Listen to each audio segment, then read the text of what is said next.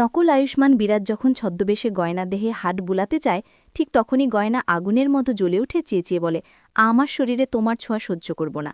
ঠিক সেই মুহূর্তে নকল আয়ুষ্মান বিরাজ গয়নার দিকে রাগে উন্মাদ হয়ে বলে, আমার স্পর্শ তোমাকে এতটা বিগড়িয়ে দিচ্ছে? আরে বাপের জন্ম, কাল যখন আমাদের বিয়ে হয়ে যাবে তুমি সারা জীবন আমারই দাসী হয়ে যাবে, তখন তো তুমি আমাকে ছোঁয়া থেকে বাঁচাতে পারবে না। ঠিক তখনই গয়না দাঁতে দাঁত চেপে বলে, এই ধুলোর শপথ, যাই ঘটুক না কেন আমি কোনোদিন তোমার সাথে বিয়ে বাঁধব না। আর হ্যাঁ, আমি ডক্টর বাবুরই ছিলাম, ডক্টর বাবুরই থাকব। ঠিক তখনই নকল আয়ুষ্মান রাগে ফেটে পড়ে বেসিনের গ্লাসটা ছুঁড়ে ফেলে ধ্বংস করে। এরপরে আমরা দেখতে পাই গয়না শিবের শিরে দুধের প্রবাহ ঢেলে ঈশ্বরের পায়ে পড়ে বলে, হে ভোলানাথ, আমার ডক্টরবাবুর কাছে পৌঁছানোর কোনো উপায় খুলে দাও।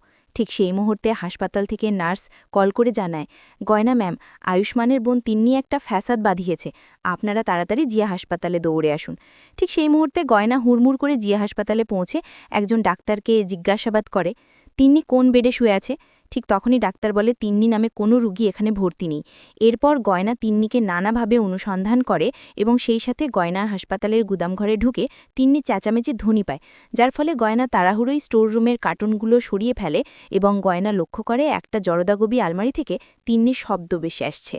ঠিক তখনই গয়না আলমারিটা খুলে তিন্নিকে উদ্ধার করে, আর এই সময় কেউ একটা সবকিছু ভিডিওতে ধরে ফেলছে।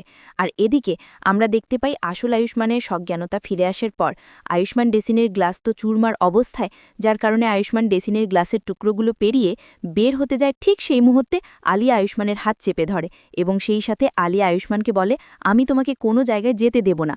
ঠিক তখন আয়ুষ্মান রাগে উন্মত্ত হয়ে আলিয়াকে ঠেলে মাটিতে আছড়ে ফেলে এবং সেই সাথে আয়ুষ্মান বেসিনের আয়নাটা চুরমার করে বেরিয়ে পড়ে।